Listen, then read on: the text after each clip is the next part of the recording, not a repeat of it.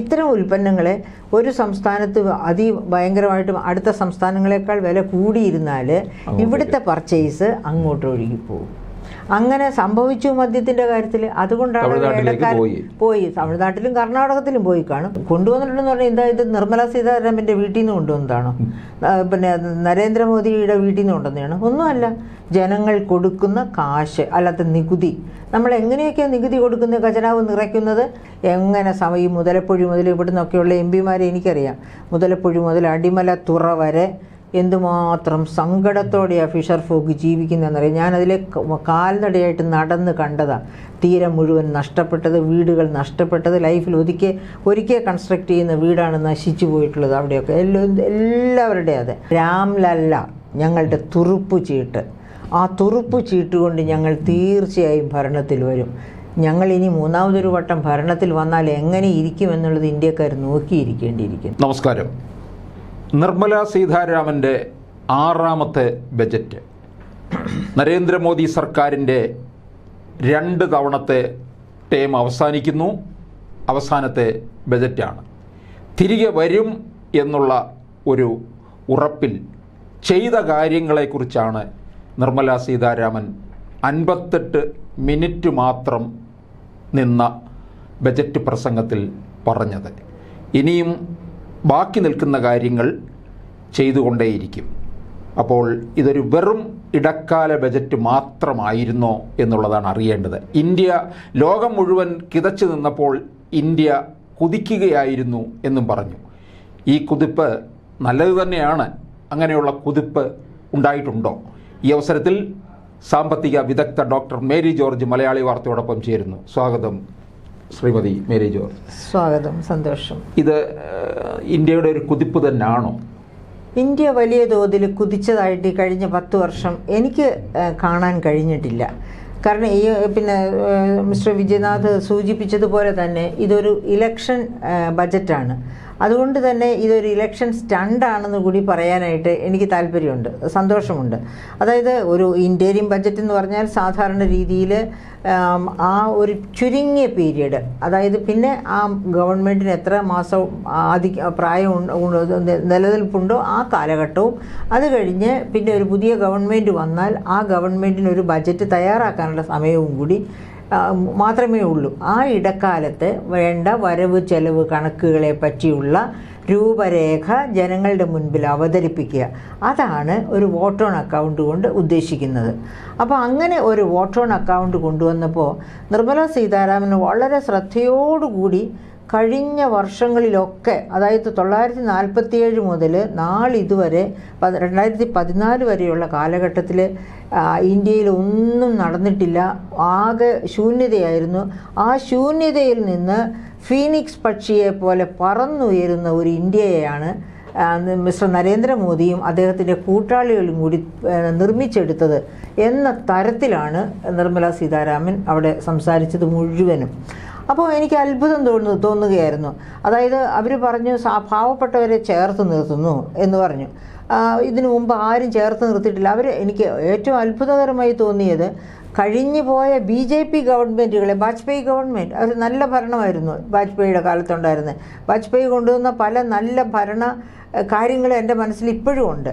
അങ്ങനെയുള്ള ആ ഗവൺമെൻറ്റിനെ പോലും തമസ്കരിക്കുകയാണ് ഞങ്ങൾക്ക് മുൻപ് പ്രളയമായിരുന്നു എന്ന് പറയുന്നത്. അപ്പോൾ അങ്ങനെ പറഞ്ഞുകൊണ്ടാണ് നിർമ്മല സീതാരാമൻ എല്ലാ കഥകളെല്ലാം കെട്ടിച്ചമച്ച് കഴിഞ്ഞ 10 വർഷക്കാലം കൊണ്ട് ഇന്ത്യ എങ്ങനെ ഗ്രോ ചെയ്തു എന്ന് പറയുന്നത്. അപ്പോൾ ഞാൻ ഒറ്റ കാര്യം ചോദിക്കുക വിജയനാഥൻ, ഈ കഴിഞ്ഞ ഓഗസ്റ്റിൽ നമ്മുടെ ഭക്ഷ്യോൽപാദനം 330 ദശലക്ഷം ടണ്ണായിരുന്നു. അത് മുഴുവനും BJP ഗവൺമെൻറ്റിൻ്റെ കോൺട്രിബ്യൂഷനാണോ? അതായത് 1950 ഇന്ത്യ 47 ഇതായിരുന്നെങ്കിലും 1950 കണക്ക് നോക്കുകയാണെങ്കിൽ അന്ന് 50.8 ദശലക്ഷം ടണ്ണാണ് ഭക്ഷ്യോൽപാദനം ഇന്ത്യയിൽ. അപ്പോൾ നമ്മൾ എന്തായിരുന്നു അന്നത്തെ അവസ്ഥ?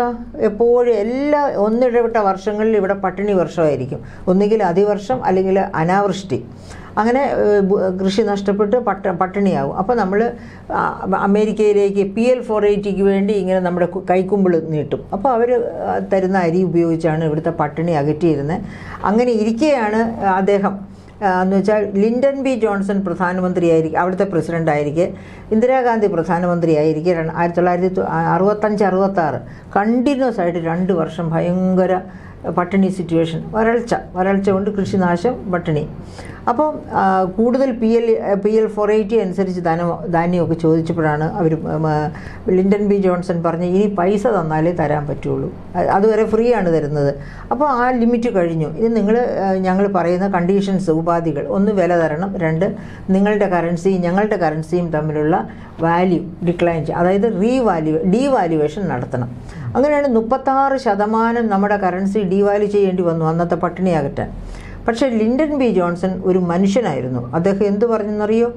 U go for green revolution എന്ന് പറഞ്ഞ്, അതായത് അമേരിക്കൻ സയൻറ്റിസ്റ്റുകളാണ് ഗ്രീൻ റവല്യൂഷൻ്റെ എന്താണ് പറയുക, തൊട്ടടുത്ത മെക്സിക്കോയിലെ സിമ്മറ്റിൽ വികസിപ്പിച്ചെടുത്ത പിന്നെ ഗോതമ്പ് വിത്തും, അതുപോലെ തന്നെ ഫിലിപ്പീൻസിലെ റൈസ് റിസർച്ച് ഇൻസ്റ്റിറ്റ്യൂട്ടിൽ വികസിപ്പിച്ചെടുത്ത നെൽവിത്തും, അതായത് RR8 എന്നൊക്കെ പറഞ്ഞ് കേട്ടിട്ടുണ്ട്. ഇതൊക്കെ ഇന്ത്യയിലേക്ക് കൊണ്ടുവരാനുള്ള സൗകര്യം ഒരുക്കി കൊടുത്തു ലിൻഡൻ ബി ജോൺസൺ.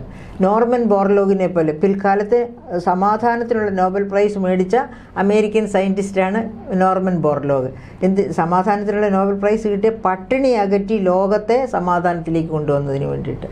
അപ്പോൾ ഞാൻ പറഞ്ഞു വരുന്നത് എന്താണെന്ന് വെച്ചാൽ, അങ്ങനെ 50.8 ദശലക്ഷം ടണ്ണിൽ നിന്ന് 290 ദശലക്ഷം ടണ്ണായിരുന്നു നമ്മുടെ ഭക്ഷ്യോൽപാദനം 2014.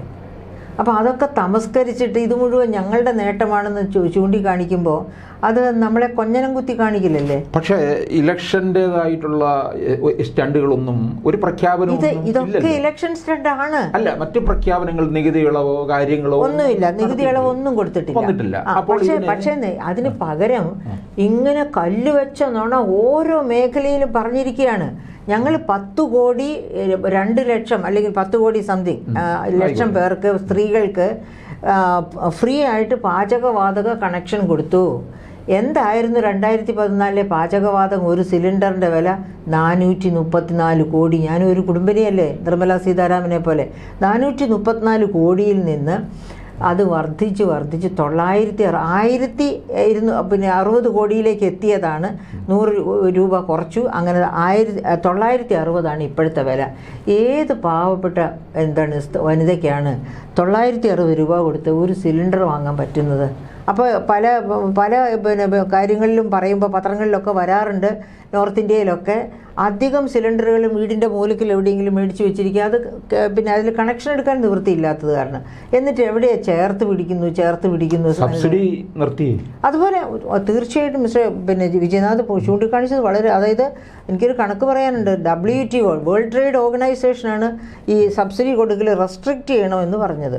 പക്ഷേ വേൾഡ് ട്രേഡ് ഓർഗനൈസേഷൻ പറഞ്ഞിട്ടുണ്ട് വികസ്വര രാഷ്ട്രങ്ങളിൽ അഗ്രികൾച്ചറൽ GDPയുടെ 10% വരെ സബ്സിഡി ആകാമെന്ന്. അഗ്രികൾച്ചറൽ GDP എന്ന് പറഞ്ഞാൽ കാർഷിക മേഖലയിൽ നിന്ന് കിട്ടുന്ന വരുമാനം, അതിൻ്റെ 10% വരെ സബ്സിഡി ആകാമെന്ന്. അതേസമയത്ത് വികസിത രാഷ്ട്രങ്ങളാണെങ്കിൽ 5% കൊടുക്കാവൂ.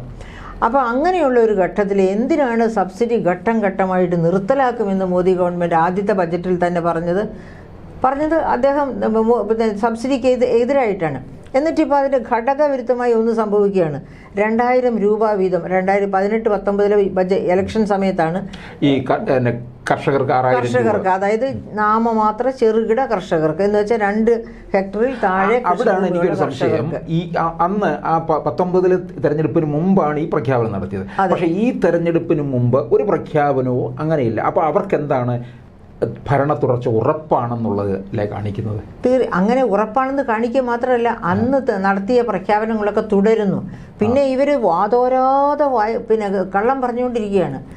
ഇതുപോലെ മാത്രമല്ല, ഇനി ഉദാഹരണത്തിന് ഇവിടെ 25 കോടി പേരുടെ ദാരിദ്ര്യം അടക്കി എന്നല്ലേ പറയുന്നത്, ദാരിദ്ര്യ രേഖയുടെ മുകളിലേക്ക് കൊണ്ടുവന്നു എന്ന്. പക്ഷേ ആഗോള ഗ്ലോബൽ ഹങ്കർ ഇൻഡെക്സ് നമ്മൾ നോക്കണം.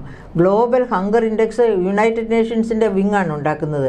ലോകം മുഴുവനും അംഗീകരിക്കുന്ന, അതായത് കമ്പയറബിൾ ഫാക്ടേഴ്സ് ഉപയോഗിച്ചിട്ടാണ് അങ്ങനത്തെ ഹങ്കർ ഇൻഡെക്സ് ഉണ്ടാക്കുന്നത്. ഹങ്കർ നിലനിൽക്കുന്ന രാജ്യങ്ങളെ മാത്രമാണ് അതിൽ ഉൾപ്പെടുന്നത്. അപ്പോൾ 2012 കണക്കനുസരിച്ച് ഇന്ത്യ 42ാം റാങ്കിലായിരുന്നു. 116 രാഷ്ട്രങ്ങൾ ഹങ്കർ ഉള്ളതിൽ 42ാം പൊസിഷനായിരുന്നു ഇന്ത്യ. ഇപ്പോൾ ഈ 2023 ഗ്ലോബൽ ഹങ്കർ ഇൻഡെക്സ് അനുസരിച്ച് നമ്മൾ 101ാം പൊസിഷനിലേക്ക് താണുപോയി. 142 നിന്ന് 101 എത്തി. 116 രാജ്യങ്ങൾ എന്ന് പറയുമ്പോൾ ഏറ്റവും ദരിദ്രമായ രാജ്യങ്ങളിൽ ഒന്നായി തീർന്നു. അതുപോലെ ഏറ്റവും പോഷക ദാരിദ്ര്യമുള്ള, അതായത് ലോകത്തെ ആകെ പോഷക ദാരിദ്ര്യമുള്ളവരിൽ 53% ഇന്ത്യയിലാണ് എന്നാണ് മറ്റ് UN ഏജൻസീസൊക്കെ പറയുന്നത്. എന്ന് വെച്ചാൽ അത് ഓർക്കണം. മില്ലേനിയം ഡെവലപ്മെൻറ്റ് ഗോൾ പറഞ്ഞിരിക്കുന്ന രണ്ടാമത്തെ മില്ലേനിയം ഡെവലപ്മെൻറ്റ് ഗോൾ 2030 മുമ്പ് നമ്മൾ നേടേണ്ട ഗോൾ എന്ന് പറഞ്ഞാൽ പോഷക ദാരിദ്ര്യമില്ലാത്ത, പട്ടിണിയില്ലാത്ത ഇന്ത്യ. എല്ലാ രാജ്യങ്ങളും ഈ നോം പാസ്സാക്കണം. ആ നോം പാസ്സാക്കി നേടിയാൽ മാത്രമേ നമ്മൾ മില്ലേനിയം ഡെവലപ്മെൻറ്റ് ഗോളിൻ്റെ ഒപ്പം എത്തിയെന്ന് പറയാൻ പറ്റൂ. അങ്ങനെയുള്ള അവസരത്തിലാണ് ലോകത്തെ ആകെ പോഷക ദാരിദ്ര്യത്തിൻ്റെ 53% അനുഭവിക്കുന്നവർ ഇന്ത്യയിലാണെന്ന് പറയുന്നത്. അതിൽ തന്നെ ഏറ്റവും കൂടുതൽ കുഞ്ഞുങ്ങൾ, അത് കഴിഞ്ഞാൽ സ്ത്രീകൾ, പിന്നെയാണ് പുരുഷന്മാർ വരുന്നത്. അപ്പോൾ ആഹാരത്തിൽ പോലും ഇവിടെ ഈ വിമൻസ് റിസർവേഷൻ വെറുതെ പാസ്സാക്കി എന്ന് മാത്രമല്ല, ആഹാരത്തിൻ്റെ കാര്യത്തിൽ പോലും ഇവിടെ സ്ത്രീ പുരുഷ വൈജാത്യമുണ്ട്. കുഞ്ഞുങ്ങളാണ് ഏറ്റവും എന്ന് വെച്ചാൽ പോഷകാഹാര ദാരിദ്ര്യമുള്ളത്. അപ്പം നമ്മൾ ഓർക്കേണ്ടത്, നമ്മുടെ നരേന്ദ്രമോദി കഴിഞ്ഞ ഓഗസ്റ്റിൽ, അന്നാണ് UNFPO പ്രഖ്യാപിക്കുന്നത് ലോകത്തെ ലാർജസ്റ്റ് പോപ്പുലേഷനുള്ള രാജ്യം ഇന്ത്യയാണെന്ന്. 142 കോടി 86 ലക്ഷമാണ് നമ്മുടെ പോപ്പുലേഷൻ. രണ്ടാമത്തെ രാജ്യം, അതുവരെ ഒന്നാമതായിരുന്നു, ഇപ്പോൾ രണ്ടാമത്തെ രാജ്യം എന്ന് പറയുന്നത് ചൈനയാണ്. 142 കോടി 57 ലക്ഷം ചൈനയുടെ പോപ്പുലേഷൻ. അപ്പം നരേന്ദ്രമോദി അന്ന് എന്താ പറഞ്ഞത്? നമ്മുടെ ഇന്ത്യയുടെ പോപ്പുലേഷൻ, വലിയ പോപ്പുലേഷൻ ആകട്ടെ, അതൊരു ഡിവിഡൻ്റാണ്. എന്ന് വെച്ചാൽ അതൊരു വരുമാന സ്രോതസ്സാണ്. ഡിവിഡൻ്റ് എന്ന് പറഞ്ഞാൽ അങ്ങനെയാണ്, ഒരു വരുമാന സ്രോതസ്സാണ് എന്നാണ് അദ്ദേഹം പറഞ്ഞത്. പക്ഷേ അതൊരു വരുമാന സ്രോതസ്സാണ് തീർച്ചയായും. അതായത് ശരാശരി പ്രായം, നമ്മുടെ ഇന്ത്യയുടെ ശരാശരി പ്രായം 28.5 അതേസമയത്ത് ചൈനയുടേത് 39.8. അപ്പോൾ ശരാശരി പ്രായം 28 ഇന്ത്യ തീർച്ചയായിട്ടും യങ് ആണ്.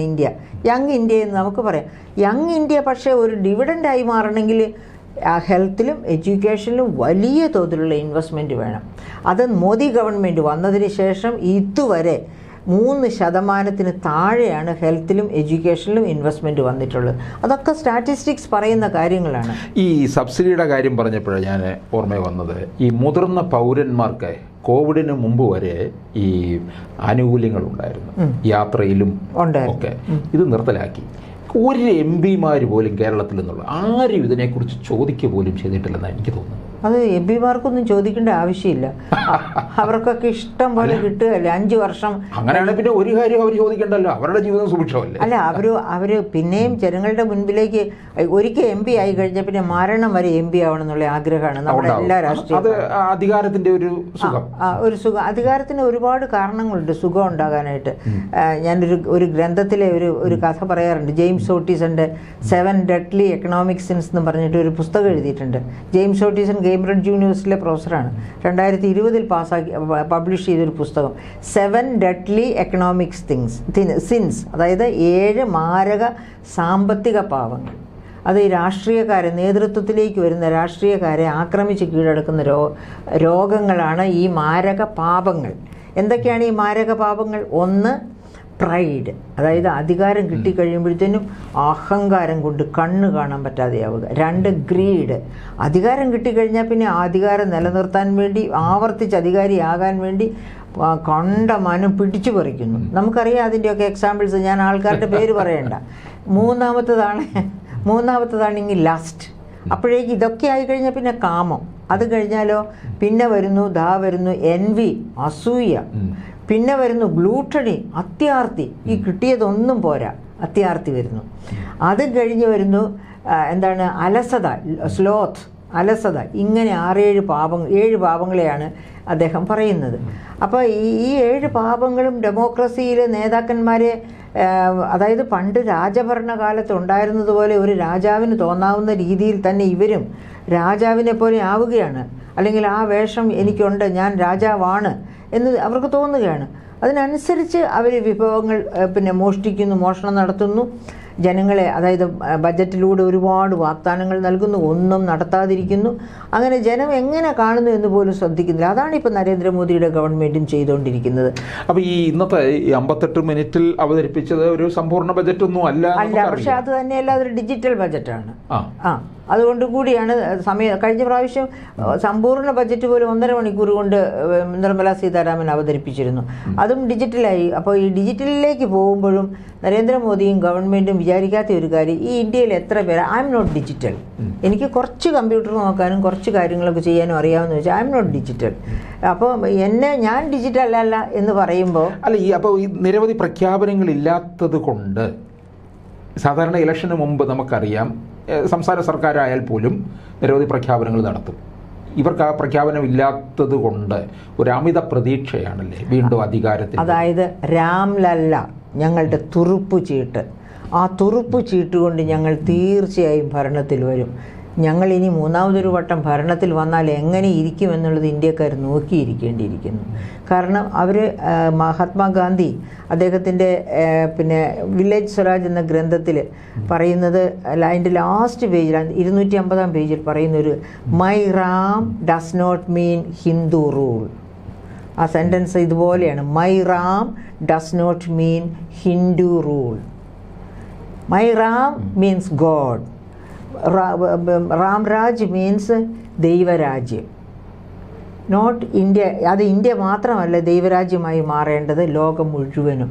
അതായത് സർവ്വസമത്വ സുന്ദരമായ ഒരു ലോകത്തെ പറ്റിയുള്ള മഹാത്മാഗാന്ധിയുടെ സ്വപ്നമാണ് റാംരാജ് എന്ന് പറയുന്നത്. ഇവിടെ അങ്ങനെയല്ല. ഇവിടെ റാംരാജ് എന്ന് പറഞ്ഞിട്ടുണ്ടെങ്കിൽ ഹിന്ദു രാജ്യമാണ്.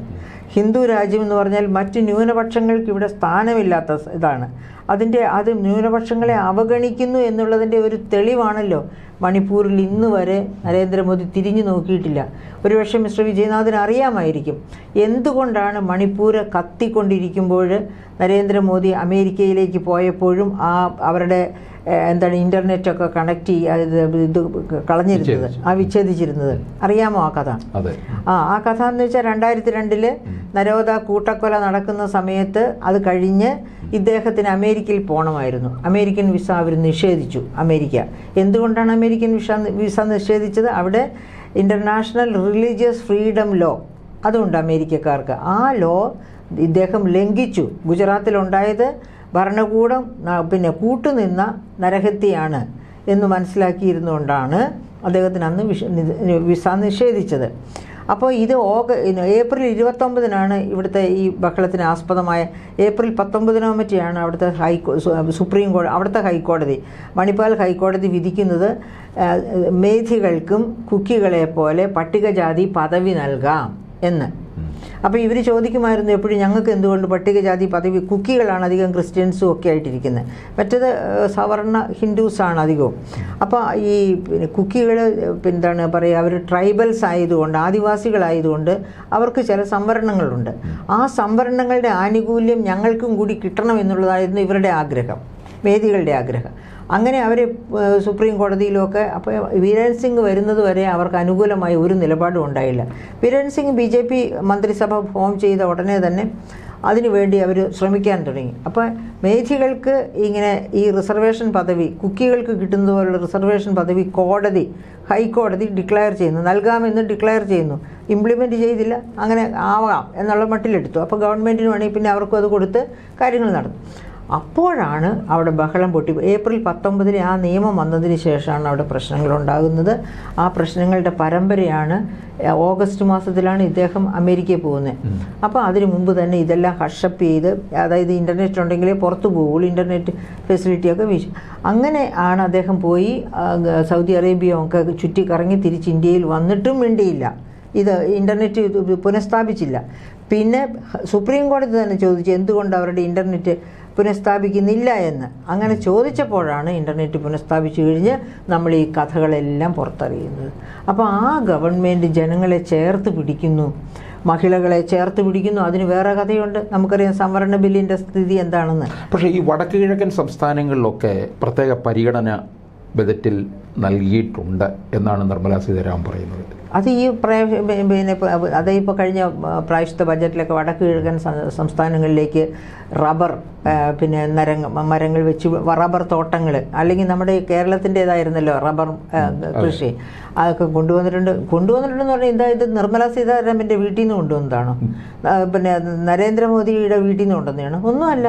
ജനങ്ങൾ കൊടുക്കുന്ന കാശ്, അല്ലാത്ത നികുതി. നമ്മൾ എങ്ങനെയൊക്കെയാണ് നികുതി കൊടുക്കുന്നത്, ഖജനാവ് നിറയ്ക്കുന്നത്? നമ്മൾ ഡയറക്റ്റ് ടാക്സ് ആയിട്ട്, അതായത് പ്രത്യക്ഷ നികുതിയായിട്ട് ഇൻകം ടാക്സ് കൊടുക്കുന്നവരുണ്ട്. ഇപ്പം നമ്മൾ പ്രൊഫഷണൽ ക്ലാസ് മുഴുവനും പെൻഷൻ കിട്ടുന്ന ഞാൻ ഇപ്പോഴും ഇൻകം ടാക്സ് കൊടുക്കുകയാണ്. അപ്പോൾ അങ്ങനെ ഇൻകം ടാക്സ് കൊടുക്കുന്നു, പ്രൊഫഷൻ ടാക്സ് കൊടുക്കുന്നു. അതായത് നമ്മൾ ഇൻകം ടാക്സും കോർപ്പറേറ്റ് ഇൻകം ടാക്സും ഒക്കെ ജനങ്ങൾ കൊടുക്കുന്നു. അതൊക്കെ കുറച്ച് പണക്കാരാണ് കൊടുക്കുന്നതെന്ന് വെച്ചോളൂ. പക്ഷേ ഇൻഡയറക്റ്റ് ടാക്സസ്, പരോക്ഷ നികുതികൾ, അതായത് ഉപഭോക്തൃ നികുതികൾ, അത് സർവരും കൊടുക്കുമല്ലേ. അതായത് ഭിക്ഷ യാചിച്ച് നടക്കുന്നതിന് 100 രൂപ ഒരു ദിവസം ഭിക്ഷയിൽ കിട്ടി, ആ 100 രൂപയും അയാൾ അതിൽ ചെലവഴിക്കും. 100 രൂപയുടെയും ഭാഗം നികുതിയായിട്ട് സർക്കാരിൻ്റെ കയ്യിലേക്ക് വരും. അപ്പോൾ നികുതി പിന്നെ വലയിലേക്ക് ഏറ്റവും കൂടുതൽ കോൺട്രിബ്യൂട്ട് ചെയ്യുന്നതെന്ന് വെച്ചാൽ പാവപ്പെട്ടവർ അവരുടെ മുഴുവൻ ഇൻകവും അതിലേക്ക് കോൺട്രിബ്യൂട്ട് ചെയ്യുന്നത്, അതിൻ്റെ ഭാഗമായിട്ട് എല്ലാം സാധന സാമഗ്രികൾക്ക് വേണ്ടി ചെലവ്. അപ്പോൾ അങ്ങനെ ഇത് ജനങ്ങളുടെ പണം എടുത്താണ് ബജറ്റ് നടത്തുന്നതും ഭരണം നടത്തുന്നതും ഒക്കെ. അപ്പോൾ കോ ബ്രാൻഡിങ് ഉണ്ടെങ്കിലേ ഞങ്ങൾ പണം ചെലവഴിക്കുകയുള്ളൂ. അതായത് ഞങ്ങളുടെ മുഖം മിനുക്കണം, നിങ്ങളുടെ മാത്രം മിനുക്കാൻ പാടില്ല. ഒരു ഗവൺമെൻറ്റും അങ്ങനെ എടുക്കാൻ പാടില്ല. അതാണ് നമ്മൾ മനസ്സിലാക്കണം ഡെമോക്രസി. 2024 ഇവർ വീണ്ടും അധികാരത്തിൽ വരുമ്പോൾ ഇനിയൊരു ബജറ്റ് വൈകാതെ ഉണ്ടാകുമല്ലോ. ഉണ്ടാകും, ആര് വന്നാലും ഉണ്ടാകും പൂർണ്ണ ബജറ്റ്. അപ്പം BJP സർക്കാർ തന്നെ അധികാരത്തിൽ വരുന്നു എന്ന് കരുതുക. അങ്ങനെയാണെന്നുണ്ടെങ്കിൽ അവതരിപ്പിക്കുന്ന ബജറ്റിൽ ഒരുപക്ഷെ നികുതി വർധനവ് ധാരാളം. തീർച്ചയായിട്ടും, യാതൊരു സംശയവുമില്ല. കോർപ്പറേറ്റ് നികുതി ഇപ്പോഴുള്ള 22% നിന്ന് താഴേക്ക് കൊണ്ടുവരും. അതായത് ഇദ്ദേഹത്തിൻ്റെ ഒരു കോർപ്പറേറ്റ് മനസ്സാണ് ഉള്ളത്. അപ്പോൾ ഈ G20 ഒക്കെ നടക്കുന്ന കാലഘട്ടത്തിൽ മറ്റേ പിന്നെ മറ്റു ക്രോണി ക്യാപിറ്റലിസം നിലനിൽക്കുന്ന പിന്നെ വെസ്റ്റേൺ കൺട്രീസ്, അമേരിക്ക തുടങ്ങിയവിടുന്നൊക്കെ ഈ കോർപ്പറേറ്റ് ടാക്സസ് എന്നുവെച്ചാൽ കോർപ്പറേറ്റ്സ് ആണ് തീരുമാനിക്കുന്നത് ലോകത്ത് നികുതി എങ്ങനെ പോകണം എന്നൊക്കെയുള്ള കാര്യങ്ങൾ, ഡെമോക്രസി എന്നൊക്കെ. അതുകൊണ്ടാണല്ലോ തോമസ് പിക്കറ്റി ക്രോണി ക്യാപിറ്റലിസം എന്ന് പറഞ്ഞൊരു പുസ്തകം എഴുതിയിരിക്കുന്നത്. അപ്പോൾ അങ്ങനെ അവർ പറഞ്ഞു മറ്റ് രാജ്യങ്ങളിനോട് ഇക്വലൻ്റായിട്ട് താരതമ്യം ചെയ്യത്തക്ക രീതി കമ്പയറബിളായിട്ട് നികുതി നിരക്കുകൾ, ഈ കോർപ്പറേറ്റ് നികുതി നിരക്കുകൾ താഴ്ത്തണം എന്ന് പറഞ്ഞു. അപ്പോൾ അങ്ങനെ പറഞ്ഞപ്പോഴാണ് ഇത് ആദ്യ മോദി ഗവൺമെൻറ്റിൻ്റെ കാലം മുതൽ ഈ 30% ഇൻകം ടാക്സ് ഘട്ടം ഘട്ടമായി കുറച്ചാണ് 2022% എത്തിച്ചിരിക്കുന്നത്. ബാക്കിയും കൂടി അവർ കുറയും. അവർ സബ്സിഡി വെട്ടി കുറച്ച് ഇല്ലാതെയാക്കും. അതേസമയത്ത് നികുതികളൊക്കെ കുറച്ച് കോർപ്പറേറ്റ്സിനെ പ്രീണിപ്പിച്ച് അവരെ ഇന്ത്യയെ വിഴുങ്ങുന്ന തരത്തിലേക്ക്, ഏതാനും കോർപ്പറേറ്റ്സുകൾ ഇന്ത്യയെ വിഴുങ്ങുന്ന തരത്തിലേക്ക് കൊണ്ടുവരും. അങ്ങനെ വരികയാണ് അവരുടെ ആഗ്രഹം. അപ്പോൾ എന്തിനാണ് അങ്ങനെ അവർ ഈ കോർപ്പറേറ്റ്സിന് തന്നെ നികുതി വെട്ടിക്കാനും കള്ളപ്പണം കൈമാറാനുമുള്ള സാഹചര്യം ഉണ്ടാക്കാനാണ് ഇലക്ട്രൽ ബോണ്ട് എന്ന ഇത് കൊണ്ടുവന്നത്. അപ്പോൾ ഇലക്ട്രൽ ബോണ്ട് അനോണിമസ് ആരാ ഇട്ടിരിക്കുന്നതെന്ന് നമുക്കറിഞ്ഞുകൂടാ, പൊതുജനത്തിന് അറിഞ്ഞുകൂടാ. റൈറ്റ് ടു ഇൻഫർമേഷൻ ആക്ട് അനുസരിച്ച് ചോദിച്ചാലും പറയാൻ ബാധ്യതയില്ല. കാരണം ഇലക്ട്രൽ ബോണ്ട് എന്ന് പറയുന്നത് അനോണിമസ് ആയിട്ട് ആൾക്കാരുടെ പേര് പറയാതെ ഇൻവെസ്റ്റ് ചെയ്യാം. പക്ഷേ ഈ പണം കിട്ടുന്നവർക്ക് മനസ്സിലാകും ഇതാരൊക്കെയാണ് എത്ര കോടിയാണ് നിക്ഷേപിച്ചിരിക്കുന്നത്. അവർ തമ്മിലുള്ള ഒരു കണ്ണായിവൻസ് ഉണ്ട്. അപ്പോൾ അങ്ങനെ ഇലക്ട്രൽ ബോണ്ടൊക്കെ നടത്തുന്നവരാണ് ഞങ്ങൾ, പരമാർത്ഥികളാണ്. ED വിടുകയാണ് എല്ലാ മറ്റേ അതായത് BJP ഇതര സംസ്ഥാന ഗവൺമെൻറ്റുകളെ അട്ടിമറിക്കാൻ വേണ്ടി ED വിട്ട് എല്ലാത്തരം ദുഷ്കർമ്മങ്ങളും ചെയ്യുന്നു, അന്വേഷണങ്ങൾ നടത്തുന്നു. സത്യസന്ധമായിട്ടാണ് ED പ്രവർത്തിക്കുന്നത് എങ്കിൽ കരുവന്നൂർ ബാങ്കിലെ എത്ര മഹാരഥന്മാരെ ഇപ്പോൾ പിടിച്ചുകൊണ്ട് പോകുമായിരുന്നു. അത് വലിയ അനീതിയല്ലേ അവിടെ നടന്നത്, വലിയ കുംഭകോണം. സാധാരണക്കാരുടെ പണമാണ്, അത് എത്ര പേര് കരഞ്ഞു പറയും നമ്മൾ. അപ്പോൾ അങ്ങനെയുള്ള എന്നിട്ട് ആ കരുവന്നൂർ ബാങ്കിൻ്റെ കള്ളത്തരത്തിൻ്റെ കൂട്ട് നിന്ന് ആരെയും പിടിച്ചിട്ടില്ല ഇതുവരെ. ED വരുന്നു പോകുന്നു, ഒരു രസം പോലെ. അതുപോലെ തന്നെയാണ് കുണ്ടല ബാങ്ക്. ഇതൊക്കെ ഇങ്ങനെ ഇഷ്ടം പോലെ നടക്കുകയാണ് സ്കാം. അതൊക്കെ സാധാരണക്കാരുടെ പണമാണ് കൊണ്ടിട്ട് നശിച്ചു പോകുന്നത്. സാധാരണക്കാരാണ് കണ്ണീര് കുടിക്കുകയും ആത്മഹത്യ ചെയ്യുകയും ചെയ്യുന്നത്. ഇതൊന്നും കണ്ടിട്ട് എന്നിട്ട് EDയുടെ അന്വേഷണം നടത്തുമ്പോൾ ഞങ്ങൾ പരമാർത്ഥികളെ, ഞങ്ങൾ യാതൊരു കളങ്കവുമില്ലാത്ത ഒരു ഗവൺമെൻറ്റാണെന്ന് വരുത്തി തീർത്തുകൊണ്ടാണ് ഇതുപോലെയുള്ള കളികളൊക്കെ നടക്കുന്നത്. അപ്പോൾ ഇവർ അഴിമതി നടത്തുന്നുണ്ട്. ഇലക്ട്രൽ ബോണ്ട് അഴിമതിയാണ്. കാരണം എന്താണെന്ന് വെച്ചിട്ടുണ്ടെങ്കിൽ ഇൻകം ടാക്സ് വഴി ഖജനാവിൽ എത്തേണ്ട പണമാണ് ഇലക്ട്രൽ ബോണ്ടായിട്ട് ഇവരുടെ, അതായത് ആ പണത്തിന് പിന്നെ നികുതിയില്ലല്ലോ.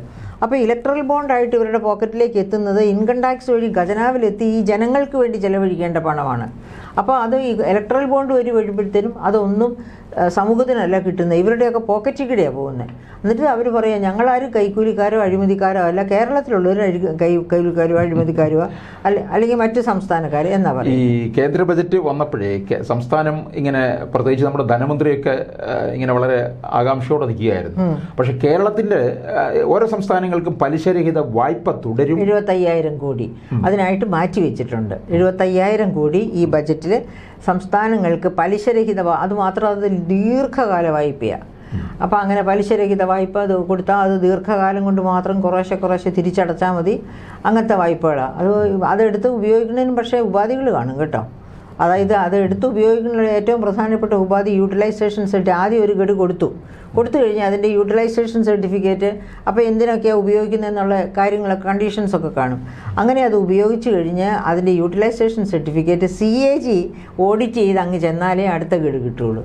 അത് കേരളത്തിന് കിട്ടുമെന്ന് അറിഞ്ഞുകൂടെ? ഈ കേരളം ഗവൺമെൻറ് ഞങ്ങളെ അവഗണിക്കുന്നു എന്ന് പറഞ്ഞാൽ കേരളത്തിൻ്റെ മാത്രം കെടുകാര്യസ്ഥത അതുപോലെ ധൂർത്ത് ഇതൊക്കെ കാരണം കൊണ്ടാണ്. ഇവർ ഒരു പൈസ പോലും, അതായത് കേന്ദ്ര ഗവൺമെൻറ്റിൻ്റെ കാർഷിക മന്ത്രാലയത്തിലെ ഡെപ്യൂട്ടി സെക്രട്ടറി കേരളത്തിൽ വന്നു. ഡെപ്യൂട്ടി സെക്രട്ടറി ആണെന്നാണ് എൻ്റെ ഓർമ്മ, പത്രത്തിൽ വായിച്ചതാണ്. അദ്ദേഹം ഇവിടെ വന്നു. അതായത് ഇവിടുന്ന് പിന്നെ കൃഷി സബ്സിഡി കിട്ടുന്നില്ല, കർഷകർ ആത്മഹത്യ ചെയ്യുന്നു എന്നൊക്കെ പറഞ്ഞ് വലിയ പ്രശ്നമായി കഴിഞ്ഞപ്പോൾ ഉടനെ കർഷക സമരം വീണ്ടും വരുമെന്നുള്ള ഭയം കൊണ്ടാണ് അദ്ദേഹം ഇവിടെ എത്തുന്നത്. ഇവിടെ എത്തി കാര്യങ്ങൾ അദ്ദേഹം തന്നെ വിശദീകരിച്ചതാണ് പത്രക്കാരോട്. എന്താണ് വിശദീകരിച്ചത്? 2017-18 മുതൽ 2023 വരെ നെല്ല് വാങ്ങി ഉപയോഗിച്ചതിൻ്റെ യൂട്ടിലിറ്റി സർട്ടിഫിക്കറ്റ് അങ്ങ് ചെന്നിട്ടില്ല. അതുകൊണ്ടാണ് പണം കൊടുക്കാത്തത്. അപ്പം കേന്ദ്ര ഗവൺമെൻറ് പിന്നെ ഇത് കൊടുക്കുമ്പോൾ എന്താ ചെയ്യണേ?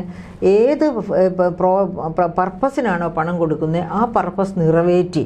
ഇപ്പോൾ പിന്നെ നെല്ല് സംഭരണമാണെങ്കിൽ കേന്ദ്ര ഗവൺമെൻറ് ഫിക്സ് ചെയ്തിരിക്കുന്ന വില, ആ വിലയ്ക്ക് നെല്ല് സംഭരിച്ച അരിയാക്കി ഫുഡ് കോർപ്പറേഷൻ ഓഫ് ഇന്ത്യയിൽ എൻട്രസ്റ്റ് ചെയ്യണം. എന്നിട്ട് ആ യൂട്ടിലിറ്റി സർട്ടിഫിക്കറ്റ്, അപ്പോൾ അതിനുവേണ്ടി വന്ന ഈ സംഭരണ വില മാത്രമല്ല മറ്റ് ചിലവുകളും ഒക്കെ എടുത്ത് അതെല്ലാം കൂടി യൂട്ടിലിറ്റി സർട്ടിഫിക്കറ്റ് ഉണ്ടാക്കി, യൂട്ടിലൈസേഷൻ സർട്ടിഫിക്കറ്റ് ഉണ്ടാക്കി CAG അത് ഓഡിറ്റ് ചെയ്ത് അത് ശരിയാണെന്ന് ഉറപ്പുവരുത്തി കേന്ദ്രത്തിൽ ആ സർട്ടിഫിക്കറ്റ് ചെല്ലുമ്പോഴാണ് പൈസ തരണേ. അപ്പോൾ ഇവിടെ ഇവർ വരുമ്പോഴാണ് 2017-18 മുതൽ 23 വരെയുള്ള യൂട്ടിലൈസേഷൻ സർട്ടിഫിക്കറ്റ് അവിടെ എത്തിയിട്ടില്ല.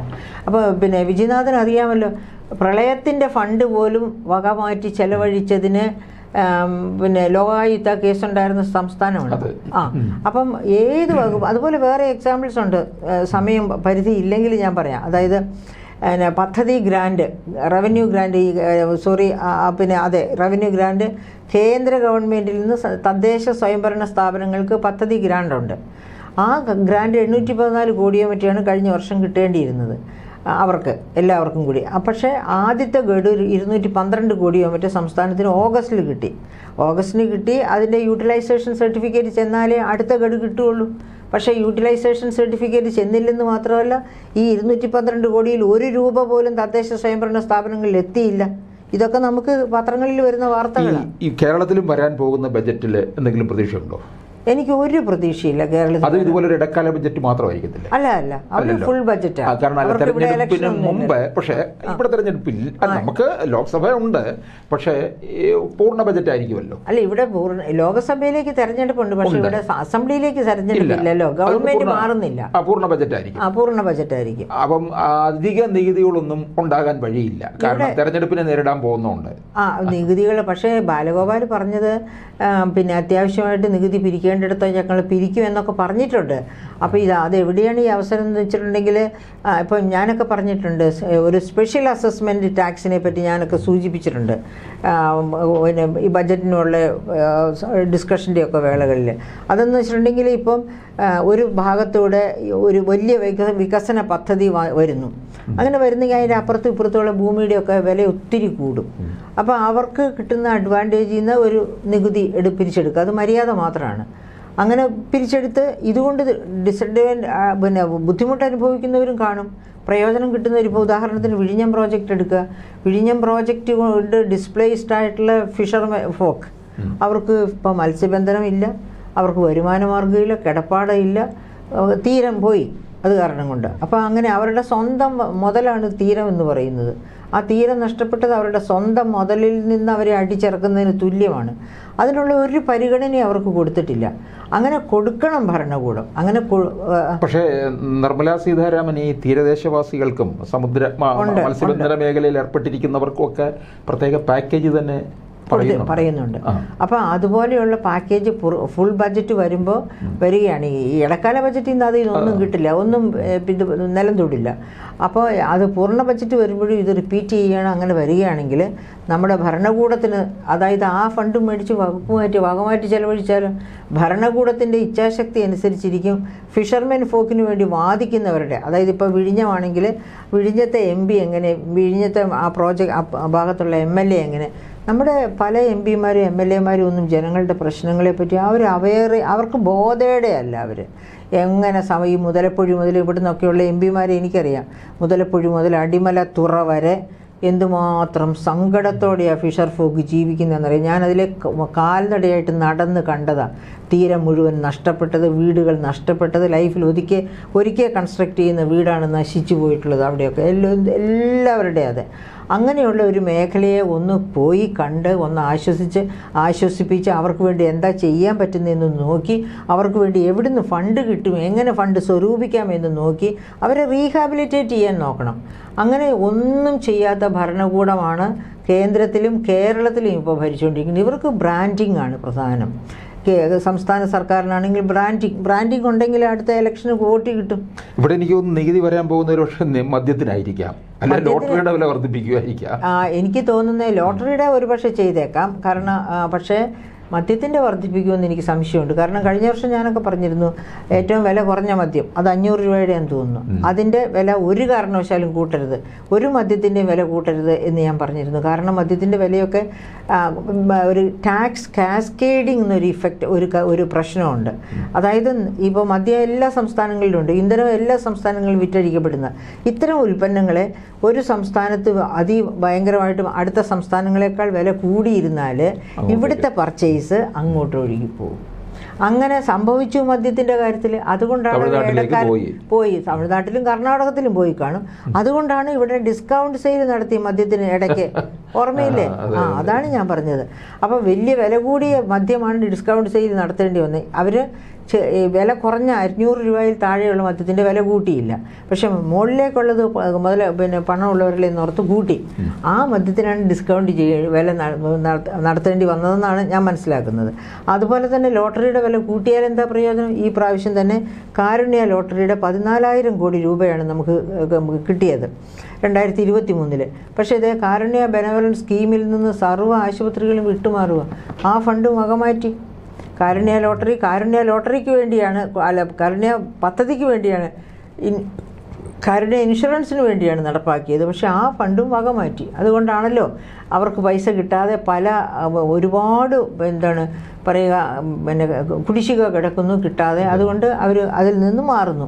അപ്പോൾ ഇങ്ങനെ ഒരു ഗവൺമെൻറ് പ്രോമിസ് കൊടുക്കുക. അതുപോലെ തന്നെ നമുക്കറിയാം സിയാൽ മോഡൽ ഒരു റബ്ബർ കമ്പനി കൊണ്ടുവരുമെന്ന് തോമസ് ഐസക് 2016-17 ബഡ്ജറ്റിൽ പറഞ്ഞു. ഇതുവരെ വന്നിട്ടില്ല. റബ്ബറെല്ലാം വെട്ടിക്കളയുക.